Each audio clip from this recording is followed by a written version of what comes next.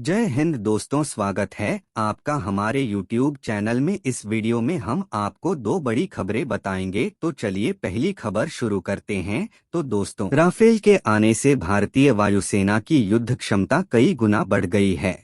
पाकिस्तान और चीन जैसे पड़ोसी देशों को भी भारत की इस बढ़ी हुई वायु शक्ति का एहसास अच्छी तरह से है। रफाल लड़ाकू विमान राफेल फाइटर जेट में भारतीय सेना इंडियन आर्मी की ताकत में इजाफा किया है, इसमें कोई दो राय नहीं है। इस समय भारत के दुश्मनों के लिए रफाल किसी दहशत से कम नहीं है। रफाल की चर्चा आपने सुनी तो खूब होगी, लेकिन इस फ्रेंच लड़ाकू विमान के बारे में कई दिलचस्प और हम जानकारियां हम आपको दे रहे हैं।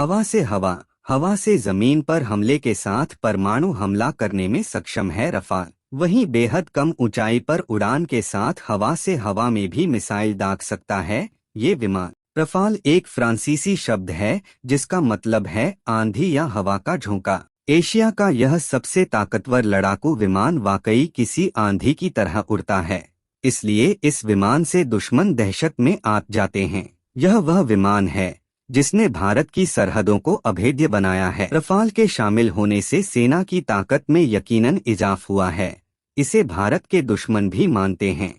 भारतीय सेना के जो कुछ विमान हमारे गणतंत्र दिवस परेड की शान होते हैं, उनमें रफाल सबसे आगे है। रफाल विमान आसमान को जब चीरकर आगे बढ़ता है तो इसे देखना बेहद रोमांचक होता है। इसकी गर्जना भी लोगों के कदम रोक लेती है। भारतीयों में इसकी गर्जना सुनकर गर्व की अनुभूति होती है। साल 2019 में इसे भारतीय वायुसेना में शामिल किया गया था। ये 4.5 पीढ़ी का डबल इंजन वाला लड़ाकू विमान है। रफाल इसलिए भी खास है कि यह एक साथ कई रोल निभा सकता है। हवा में चौकसी करने के अलावा यह दुश्मन की सीमा में दूर तक घुसकर बम गिरा सकता है। इसकी रफ्तार इतनी तेज है कि दुश्मन बस सोचता ही रह जाता है और ये अपना काम करके निकल जाता है। रफाल विमान न्यूक्लियर हथियारों को ले जाने में भी सक्षम है। इसकी रफ्तार करीब 1400 किलोमीटर प्रति घंटा है। इसमें 14 हार्ड पॉइंट बने हुए हैं। इसमें जरूरत के हिसाब से इतने मिसाइल बम या फिर रॉकेट लगाए जा सकते हैं। यह 9 टन से ज्यादा पेलोड लेकर जा सकता है। इसे आप गेम चेंजर भी कह सकते हैं। दरअसल ये विमान किसी पूरी जंग का रुख पलटने की क्षमता रखता है। रफाल विमान में 3 तरह की मिसाइल हैं। हवा से हवा में मार करने वाली मिटियोर मिसाइल, हवा से जमीन में मार करने वाली स्कैल्प मिसाइल और तीसरी है देसी मिसाइल अस्त्र। यह दुनिया की सबसे घातक कही जाने वाली मिटियोर मिसाइल की रेंज है 150 किलोमीटर, तो स्कैल्प की रेंज है करीब 500 किलोमीटर। वहीं अस्त्र एक ऐसी मिसाइल है जो किसी भी तरह की रेंज में हमला करने में सक्षम है। यह 10 किलोमीटर से लेकर 110 किलोमीटर तक मार करने में सक्षम है। भारतीय वायु सेवा में फिलहाल रफाल के 2 स्क्वाड्रन हैं जो देश की उत्तरी और पश्चिमी सीमाओं की सुरक्षा के लिए तैनात है। अपनी पहुंच और मारक क्षमता की वजह से रफाल भविष्य के युद्ध में अहम भूमिका निभाएगा।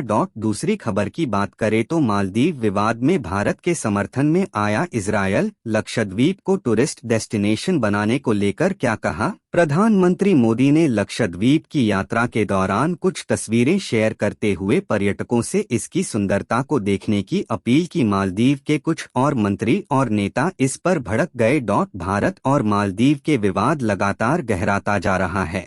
प्रधानमंत्री नरेंद्र मोदी पर मालदीव के कुछ नेताओं के अपमानजनक टिप्पणी करने की वजह से ये विवाद गर्मा गया है। इस बीच पीएम मोदी की लक्षद्वीप को भारत के नए टूरिस्ट डेस्टिनेशन के तौर पर विकसित करने की बात के समर्थन में इजरायल भी आ गया है। भारत में इजरायल के दूतावास ने पीएम मोदी की इस पहल के समर्थन में सोशल मीडिया प्लेटफॉर्म एक्स पर पोस्ट किया है। इजरायली दूतावास ने कहा कि लक्षद्वीप को नए टूरिस्ट डेस्टिनेशन के तौर पर विकसित करने के प्रोजेक्ट पर काम करने के लिए पूरी तरह से तैयार है। इस पोस्ट में इजरायली दूतावास ने कहा कि भारत सरकार के अनुरोध पर यहां डिसैलिनेशन प्रोग्राम अलवणीकरण कार्यक्रम शुरू करने के लिए हम बीते साल लक्षद्वीप गए थे। दूतावास ने भारत का समर्थन करते हुए कहा कि इजरायल इस परियोजना पर कल से ही काम शुरू करने के लिए तैयार है।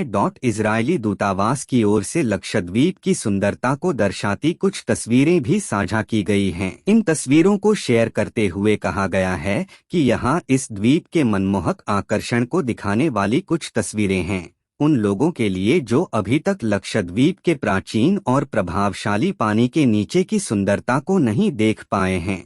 जनवरी के पहले हफ्ते में प्रधानमंत्री मोदी ने लक्षद्वीप की यात्रा की। इस दौरान उन्होंने कुछ तस्वीरों को शेयर करते हुए पर्यटकों से लक्षद्वीप की सुंदरता को देखने की अपील की। इसे मालदीव के कुछ नेताओं ने अपने देश के विकल्प के तौर पर लक्षद्वीप को तैयार करने के तौर पर देखा। इन नेताओं ने सोशल मीडिया पर भारत और पीएम मोदी को लेकर अपमानजनक टिप्पणी करना शुरू कर दी, जिसे लेकर विवाद गहरा गया। भारत ने इस मामले पर कड़ी प्रतिक्रिया देते हुए नई दिल्ली में मौजूद मालदीव के राजदूत को तलब किया था। इसके बाद मालदीव की राजधानी माले में मौजूद भारतीय उच्चायुक्त को देश के विदेश मंत्रालय ने समन भेजा। तो दोस्तों, आज की वीडियो में इतना ही। अगर आपको यह वीडियो अच्छी लगी हो तो इस वीडियो को एक लाइक जरूर करें, और अगर अभी तक आपने हमारे YouTube चैनल डीके क्लब को सब्सक्राइब नहीं किया है तो सब्सक्राइब जरूर कर लें, और साथ ही इस वीडियो को अपने दोस्तों के साथ भी शेयर करें।